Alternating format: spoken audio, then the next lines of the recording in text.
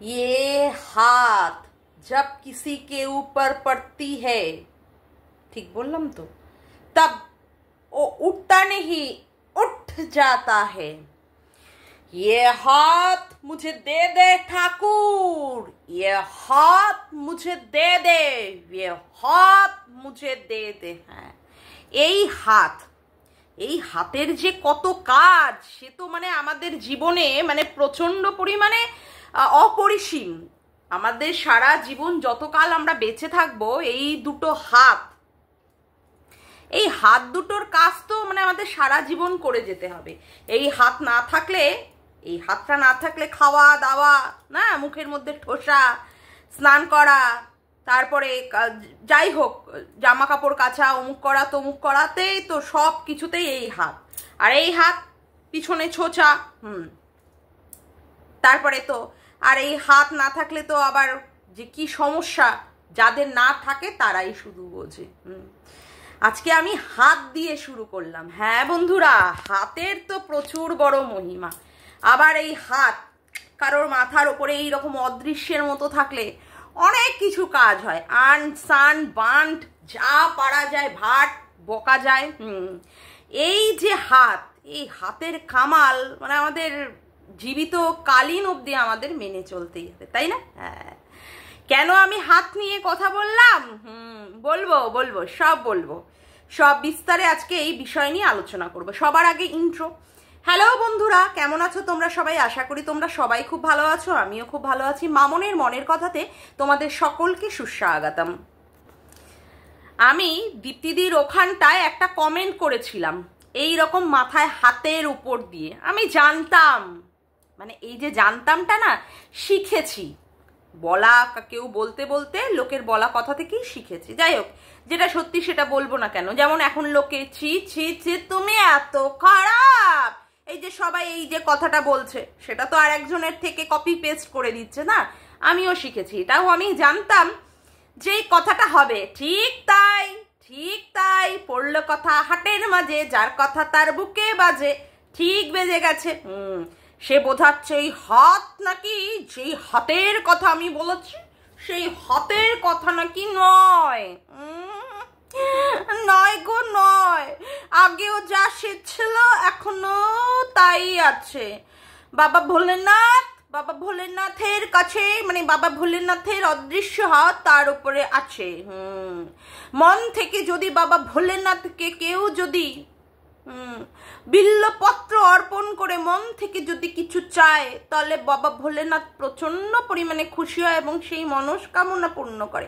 আমি বাবা ভোলেনাথের কাছে মন থেকে তার পায়ে বিল্লপত্র, আমি মানে কি বলবো, আমার মানে মানুষ চক্ষু দিয়ে বিল্লপত্র তার পায়ে অর্পণ করছি, যাতে করে আমাদের এই পাগলি, তারকাটা, স্টেডিয়াম সুন্দরী, লজিক বালি, ঢেপির যাতে করে মানসিক সুস্থতা আবার ফিরে আসে খুব তাড়াতাড়ি। তার যে পাগলপানার রোগটা হয়েছে, সেই পাগলপানা থেকে সে তাড়াতাড়ি যেন সুস্থ হয়ে ওঠে, তার জন্য ঠাকুরের কাছে আমি কামনা করলাম।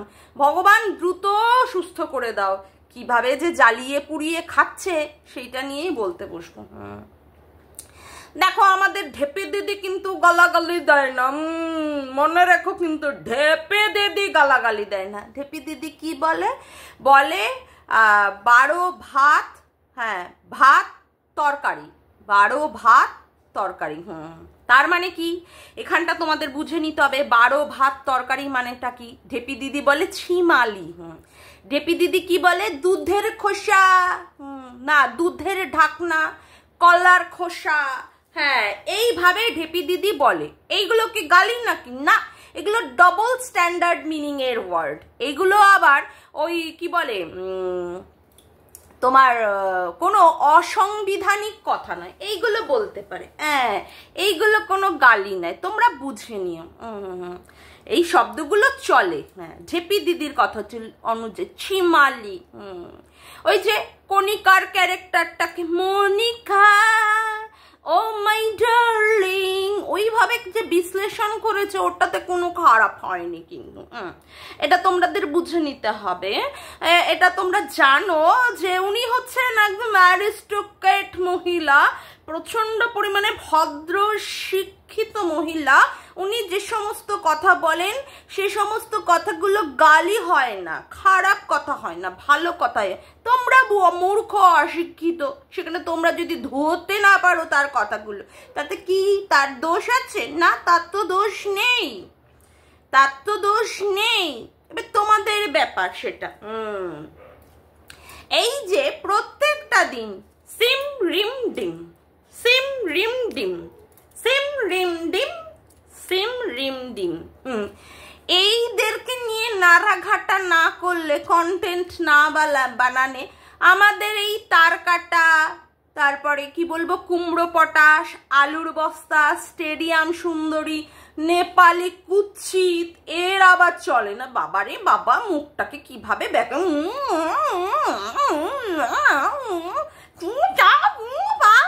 ওই রকম মুখ না সবাই দেখাতে পারে, ঢেপসি সবাই দেখাতে পারে। এইবার আসি ঢেপসির কথায়। ঢেপসি কি বলছে?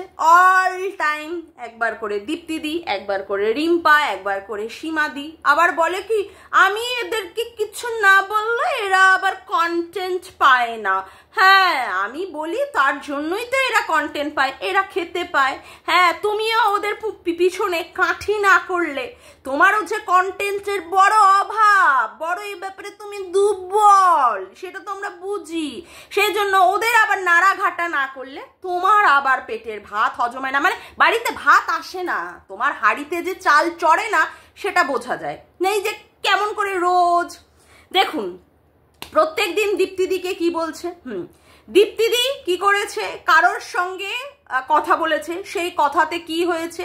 দীপ্তিদি বলেছিলেন যে সীমাদির সাথে দেখা করবেন, তার ইচ্ছা, সেইটাকে নিয়ে রং চড়িয়ে মিশিয়ে কি বলেছে? কাজলদানির সাথে দীপ্তিদি দেখা করেছে, বিরিয়ানি খেয়েছে। কে বলেছে? এই যে আমাদের ঢেপসিতা, ঢেপসিতা, ঢেপসিতা, ঢেপসি ঢেপসি, মুটকি মুটকি, তার কাটা মালটা। হ্যাঁ, রোজ কি বলছে? তুমি প্রমাণ করো, তুমি প্রমাণ করো, কিন্তু আজ অবধি সেখানে প্রমাণিত হয়নি যে সে মানে দীপ্তিদি কাজলদানির সাথে বিরিয়ানি খেয়েছে।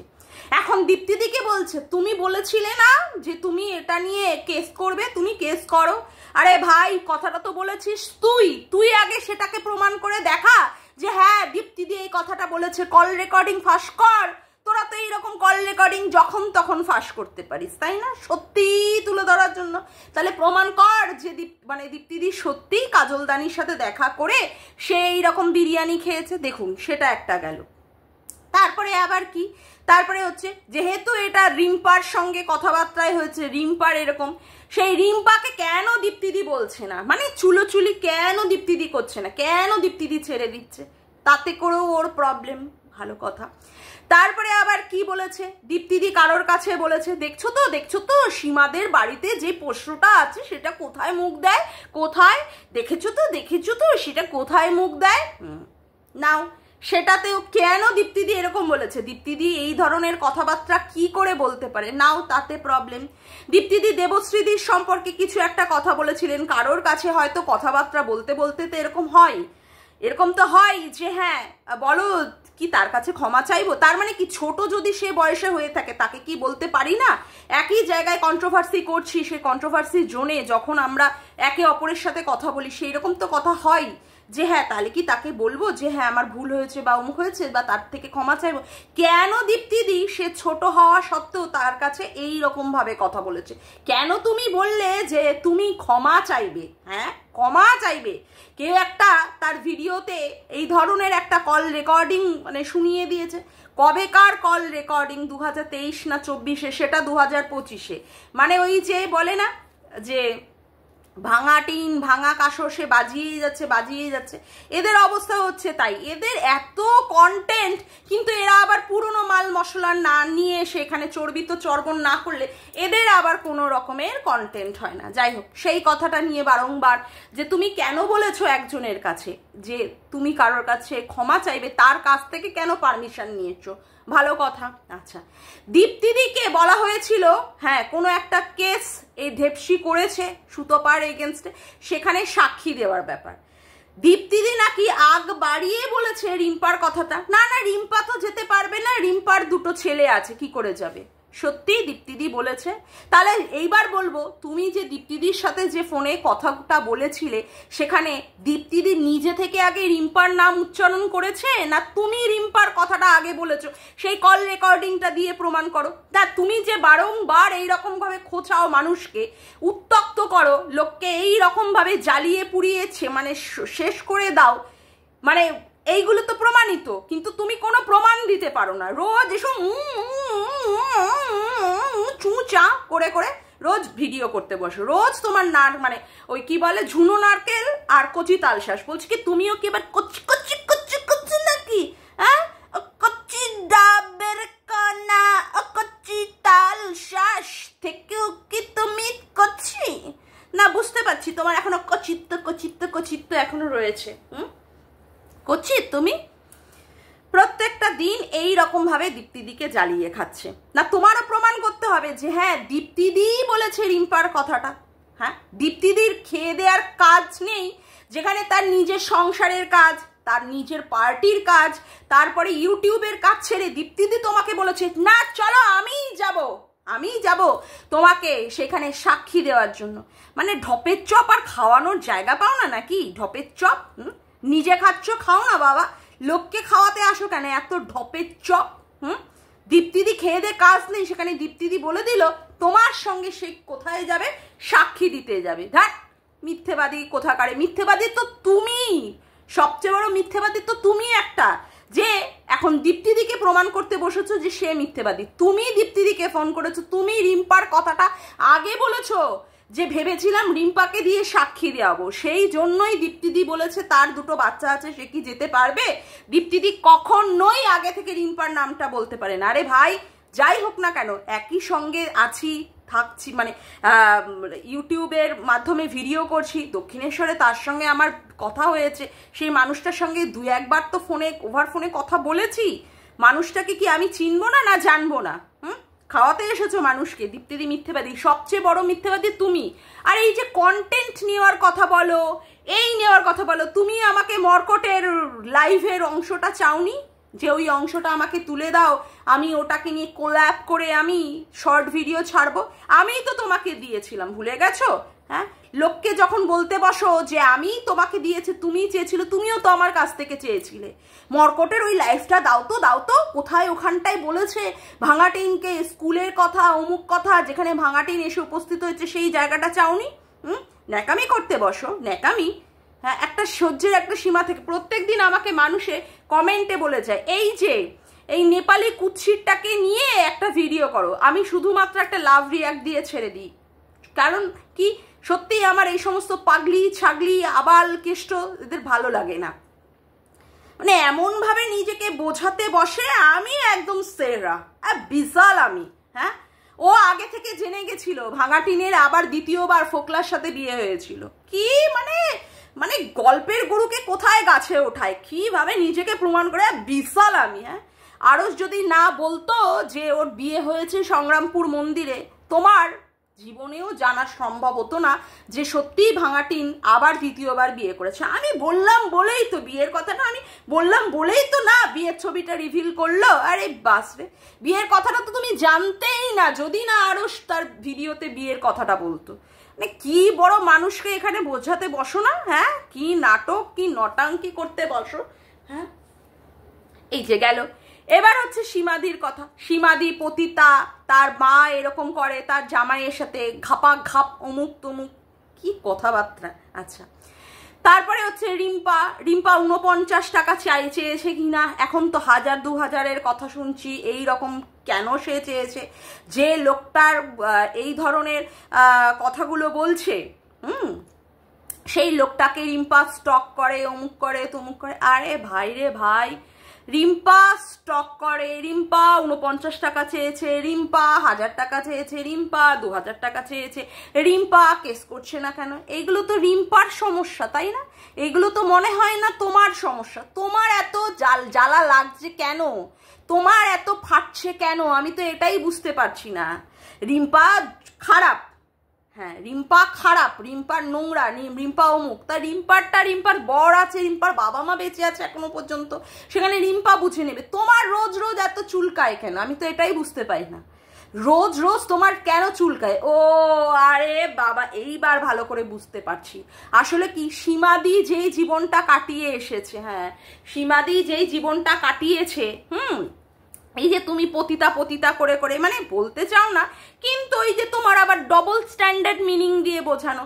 রিম্পা 49 টাকা চেয়েছে, কাউকে স্টক করতে চেয়েছে, হ্যাঁ, বা কি করে 1000 টাকা 2000 টাকা চায়। এই যে জীবনটা, এই জীবনটা তুমি উপভোগ করতে চাও। হ্যাঁ, তোমার বরের পয়সা দিয়ে হয়তো বা সেটা হয় না, হ্যাঁ, তার জন্য লোকে তোমাকে বলেছে না নন্দুর বন্ধু, বুঝে বুঝেই বলেছে। হ্যাঁ, ওই জন্য না তোমাকে আবার ওই পন্ড সাইটে বসে থাকতে হয়, তুমি নিজেই বলেছো। হ্যাঁ, তোমার মধ্যে এখনো সেই ব্যাপারগুলো যেইগুলো পাওনি, এরা যেইগুলো করে ফেলেছে, যেইগুলো করছে সেইগুলো তুমি আবার পাচ্ছ না, তো সেই জন্য তোমার বহুত কষ্ট হয়ে যাচ্ছে। বুঝতে পারছি বুঝতে পারছি, কি করবে বলো, একই জীবনে তো সব কিছু পাওয়া যায় না, তাই না? একই জীবনে কি করে সব কিছু পাবে বলো? হ্যাঁ, রিম্পা পেয়ে গেছে, হ্যাঁ, রিম্পা স্টক করতে পারছে, রিম্পা 49 চেয়েছে, 1000 চেয়েছে, অমুক চেয়েছে, তারপরেও রিম্পা মানে কেস করছে না, অমুক করছে না, এতে তোমার সমস্যা হচ্ছে। তুমিও যদি ভাগ্যিস এরকম কাউকে একটা পেতে, তাহলে না তোমার এত যে চিড়বিড়ানি, এত যে জ্বালা হচ্ছে, যেটা আবার সীমা করে ফেলেছে কাজল দানিকে রেখে। এই যে এরা বাড়ি থেকে আবার মানে সন্তান বাচ্চা টাচ্চা রাখার পরেও এরা যে এরকম করছে, তুমি আবার সেটা পারছো না। আরে বুঝতে পারি তোমার জ্বালাটা, তোমার সমস্যাটা। ওই জন্যই তুমি প্রত্যেক দিন ডিম সিম রিম করে করে প্রত্যেক দিন ভিডিও করতে বসো। হ্যাঁ, তোমাকে আমি বলতাম না, কিন্তু এই কথাগুলো না বললেও নয়। এত ভাইকে ভালোবেসেছো, প্রথমে ডে 1-এ কিন্তু ওই ভাঙা টিনের হয়েই ভিডিও করেছো, দীপ্তিদিকে বোঝাতে বসেছো ডে 1-এর ব্যাপার। ডে 1-এ দীপ্তিদির সাথে অমাবস্যার কথা হয়েছে, ডে 1-এ দীপ্তিদি আগে এই ভাঙা টিনকে নিয়ে ভিডিও করেছো, সেটা তো তুমিও করেছো। এই যে তুমি বুক চিতিয়ে দেখাও, ভাই আমার ভাইকে কিছু বললে আমি একদম তেড়ে ফুড়ে ভিডিও করতে বসবো। তা প্রথমে কি ভাইয়ের হয়ে ভিডিও করেছিলে, মানে ডে 1 থেকে? না তো, তার জন্য বসে থাকতে হয়েছে। ভাইয়ের কতটা ভাই সঠিক, কতটা ভাই অন্যায় করেনি, কতটা ভাই ঠিক, সেটা বোঝার জন্য আবার সীমাদির উপরে ভরসা করে বসে থাকতে হয়েছে। ক্রিং ক্রিং করে সীমাদিকে ফোন করে, সীমাদি যখন বলেছে না সত্যিই এই ভাই ঠিক, এই ভাইয়ের অন্যায় নেই, সেখানে যে বেরিয়ে গেছে ভাঙাটিন, সে এইরকম ভাবে মিথ্যা ব্লেম দিচ্ছে, তারপরে গিয়ে তোমাকে বুঝতে হয়েছে না ভাই তোমার সঠিক, ভাই আমার ভাই। তা ভাইকে বোঝার জন্য এত দেরি করে ফেললে কেন? যে রিপোর্টার গেছিল, সেই রিপোর্টারকে আবার ফোন করে তোমার আবার রিপোর্ট নিতে হয়েছে। কত বড় তোমার ভাতৃপ্রিয়তা, তাই না? বলতে বাধ্য হচ্ছি, কারণ যা দেখছি সেটার ওপরেই না বলছি, কত বড় তোমার ভাতৃপ্রিয়তা। তুমি তোমার থাম্বনেইলে কি করছো, ঝিউয়ের ছবি লাগাচ্ছ, মানে বিশাল পরিমাণে তুমি উদ্বুদ্ধ। ঝিউ এত ভালো মেয়ে, বিশাল ভালো মেয়ে, মানে বুঝতে পারছি, দেখা সাক্ষাৎ করে তারপরে তার সাথে কথাবার্তা বলে পুরো ফিটিংস করে নিয়েছো। এই মেয়ে হলে কোনো অসুবিধা নেই, কিন্তু আসানসোল বালির সাথে তো তুমি আবার দেখা টাকা করোনি, সেই জন্য আসানসোল বালিকে তুমি ক্লিন চিট দিতে পারোনি, তাই না? এর জন্য ঝিউকে তুমি ক্লিন চিট দিতে পেরেছো। ভাইয়ের জীবনে এই মেয়ে ঠিক আছে, সেই জন্য ভাইয়ের মানে থাম্বনেইলে সেখানে ঝিউয়ের ছবিটা লাগিয়ে দিয়েছো, তাই না? কি ভালো দিদি, 12 ভাতারি। ও তুমি তো আবার 12 ভাত তরকারি বলো, তুমি তো আবার ওটা বলো না, তুমি তো আবার ছিমালি বলো। সেই মেয়েকে তোমার মনে হচ্ছে হ্যাঁ যতই সে 40 বছর বলুক, হ্যাঁ তার ভিডিওতে অসুবিধা নেই, তাতে করে এখন অনেক কিছু ট্রিটমেন্ট বেরিয়ে গেছে। 40 বছরের পরেও মেয়েরা যে প্রেগনেন্ট হতে পারে আইভিএফ প্রসেসে, সেটা তো এখন সবার কাছেই সবাই জানে না, তার জন্য তুমি তাকে মান্যতা দিচ্ছ। মানে কি ভালো ভাইকে ভালোবাসো, বুঝতে পারি তোমার। ওই যে এখন আবার আর একজনকে, বাপরে বাপ, মানে কি সখ্যতা তোমার সাথে হয়েছে। সে লাইভ করে ভিডিও করে কল রেকর্ডিং করে করে যা শোনাচ্ছে, তুমি সেইগুলোই বিশ্বাস করে করে লাফাচ্ছ। সেইগুলো বুঝতে পারছি, তোমাদের আড়ালে আবডালে একটা গ্রুপ করে তোমাদের এরকম ক্রিং ক্রিং হোয়াটসঅ্যাপ কলিং চলছে, হ্যাঁ গ্রুপ করে, বুঝতে পারছি। ওই জন্য এখন সব কিছু সেটেল করে ফেলেছো। না হলে তার কথাগুলো অন্য লোকের এগেনস্টে বলা কথাগুলো তোমার বিশ্বাস হচ্ছে, আর তোমার এগেনস্টে যে কথাগুলো বলছে সে বা বলেছে অতীতে, সেগুলো নিয়ে কি বলছো, কেস করেছো, সেই কেসে উত্তর দেবে। সত্যি শুনলাম তো সেই কেস মেসগুলো উঠে যাবে, আবার সেই কেসগুলোতে সে আবার বলে কি আমার এক সেকেন্ড, সেইগুলো তো আবার সে বলে আবার আটি, মানে তার কাছে এইসব কেস ফেসের কোনো ব্যাপার নেই, না হলে সে কেন বলবে আটি। হ্যাঁ, যার এগেনস্টে তুমি কেস করেছো তাকে এখন বাবা কতটা মান্যতা দিচ্ছ, সত্যিই তোমার কেসটা জোরালো তো? না, বলতে বাধ্য হচ্ছি, যেইভাবে সে খিল্লি আর মজাক করছে বুঝতে পারছি তার সাথে পেছনে পেছনে তোমার সেটেলমেন্ট হয়ে গেছে। এটা ফোনের আড়ালে, না হলে তুমি এই রকম ভাবে কথা বলতে পারো বলো? কথা বলতে পারো? হাসিও পায়, নিজেকে পুরো খিল্লির পাত্র করে তুলে রেখেছো, খিল্লির পাত্র। তোমার যে সম্মানটা কোথায়? তুমি বলছো দীপ্তিদিকে তুমি সম্মান দিতে চাও না, কারণ দীপ্তিদি বলেছে তোমাকে ঝুনো নারকেল বলেই ডাকতে। ওই দীপ্তিদি তোমার মুখ থেকে শুনতে চায়নি, সেই জন্য বলছো দীপ্তিদির সম্মান, মানে যে সম্মান চায় না তাকে। সিরিয়াসলি তোমার সত্যি সম্মান আছে? যে নন্দাই নাঙ্গি বলেছে, যে শিখিয়ে দিয়েছে কাউকে, যে নন্দুর বন্ধু করে করে কথা বলেছে, এখন তুমি তাকে চাটতে বসেছো, সে লাইভ করছে, সে ভিডিও করছে, তার কথাগুলোকে তোমার মনে হচ্ছে খুব গ্রহণযোগ্য, তাই না? তাকে চাটতে বসেছো। সিরিয়াসলি তোমার সম্মান আছে? সে তোমার ওই কাটা ফাটা ড্রেস নিয়ে সেই তো প্রথম ওইগুলোকে দেখিয়েছিল না তার ভিডিওতে, যেগুলো তুমি শর্ট করেছিলে, এখন তো বাবা আবার সেগুলো প্রাইভেট হয়ে গেছে না? হেলেন মার্কা পোশাক, বুঝতে পারি সে একমাত্র ভালো বুঝেছিল যে তোমার বরের দ্বারা তোমার কতটা হয় কি জানি না, সেও বুঝেছিল যে তোমার নন্দাইয়ের দ্বারাই হয়, ওই জন্যই সে তোমাকে এইভাবে অপমানটা করার সুযোগ পেয়েছিল। হ্যাঁ, তোমার এতই সম্মান যে তুমি মানে যে এই ধরনের কথাবার্তা বলছে বা বলেছে অতীতে, যার এগেনস্টে তুমি কেস করেছো, এখন তার সাথে একটা সখ্যতা করে ফেলার মাধ্যমে তাকে বলছো যে সে কোর্টে প্রমাণ দেবে, কিন্তু তার বলা ভিডিওতে কথাগুলোকে তোমার মনে হচ্ছে গ্রহণ করছো। হ্যাঁ, না হলে তুমি এই ধরনের প্রশ্নগুলো করো কি করে? হ্যাঁ, এই ধরনের প্রশ্নগুলো শুয়ের সাথে ডিম সিম সবাই সখ্যতা করে নিয়েছে, কেউ বহিন বলছে, কেউ সু বলছে, তুমিও তো চঞ্জয় করছো। হ্যাঁ, তুমিও তো তার কথাগুলো বিশ্বাস করে করে এসে এইখানটায় বসে বসে প্রমাণ দিচ্ছ। তুমিও বা কনসা মানে আলাদা হচ্ছ? তুমি যে লোককে বলো, আগে নিজের ক্ষেত্রে প্রমাণ করো যে না তুমি তার থেকে হাটকে, তুমি তার থেকে আলাদা, ব্যতিক্রমী, তুমিও তো কোনো অংশে কম যাচ্ছ না। হ্যাঁ, এখন খুব প্রিয় পাত্র হয়ে গেছে সে তোমার কাছে, বুঝতে পারছি, ফোনে সেটিং ফিটিং হয়ে গেছে। এবার আসি আর একজনের কথা। ওরে বাপরে বাপ, আমার ভিডিও কেউ কমিউনিটিতে দিয়েছে, ওরে বাপরে বাপ, একজনের তো দেখলাম বিশাল জ্বালা হচ্ছে শরীরে, বিশাল জ্বালা। আমার কিচ্ছু করার নেই, কেউ যদি আমার ভিডিও তার কমিউনিটিতে দেয়, হ্যাঁ, সে না নিজের দেশের না হোক বাইরের দেশের হোক, তাতে করে কারোর যে ফাটছে, মানে কারোর একার না অনেকেরই যে ফাটছে সেটা আমি বুঝতে পারছি, কোনো অসুবিধা নেই, ফাটুক গিয়ে। আবার বলছে কেস দেওয়ার ক্ষেত্রে আমার তো সেই সময় ক্ষমতা মানে ছিল না, বলতে গিয়ে আবার ঘাপ করে, আরে পাবলিক তো বুঝে যাবে যে ক্ষমতাটা ছিল না, সেই সময়ও ছিল, আর কি ছিল, আছে আর থাকবে, মানে সেই সময় যে ছিল না, মানে এই কথাটার সেন্টেন্সটা, আমার তো সেই সময় ক্ষমতাটা ছিল, মানে বলতে গিয়ে ছিল না যে বলবে, লোকে তো একদম তুরান্ত ধরে নেবে না লোকে, যে সত্যি তার ক্ষমতা ছিল না বলেই সেই জন্য এই কেসটা হয়নি। কারোর মৃত্যু কামনাতে কোনো কিছু কেস হয় না, কোনো কিছুই কেস হয় না। আমি এখানে মানবাধিকার কর্মীদের এখানে, আমাদের এখানেও আছে, আমি গিয়ে কথা বলেছি, কিন্তু ওই যে বাজা যে শব্দটা, লিকেজ বালি, এই শব্দটাতে তাকে অপমান করা হচ্ছে, এবং এই যে ডাইনি শব্দটা, ডাইনি হোক বাজা হোক, কারোর মাতৃত্বহীনতা নিয়ে কথা বলাতে এইগুলোতে কেস হয়, সেখান থেকে আমাকে জানিয়ে দিয়েছে, তার জন্যই না আমি বুক ফুলিয়ে ভিডিও করতে পারছি, তার জন্যই তো আমাকে সেখান থেকে বলা হয়েছে, ওই জন্য না এখন আর বাজা বলা যায় না, এখন আর কেউ সেই শব্দটা বলে ইউজ করে ভিডিও করতে পারে না। লিকেজ বালি, ব্লকেজ বালি, তাদেরও পিছনে ভয় আছে যে হ্যাঁ এই নিয়ে একটা কেস বিশাল বড় একটা হতে পারে, যদি তার ডকুমেন্ট নিয়ে অমুক নিয়ে তমুক নিয়ে যদি কেউ প্রমাণ করে দেয় যে সত্যিই সে একটা ট্রিটমেন্টের আন্ডারে আছে, তারপরেও তার মানসিক স্থিতিশীলতাটাকে ভেঙে দেওয়ার চেষ্টা করছে, এই রকমের একটা বড় কিছুর সঙ্গে যুক্ত হয়ে, তাহলে তাদের পিছনে যে বিশাল বড় হুড়কো ঢুকবে তারা ভালো বুঝতে পেরেছে, আমাকে বুঝিয়ে দেওয়া হয়েছে। ঠিক আছে, তো আমি সেই জন্যই সেই বল ভরসাতেই বসে বসে ভিডিও করছি।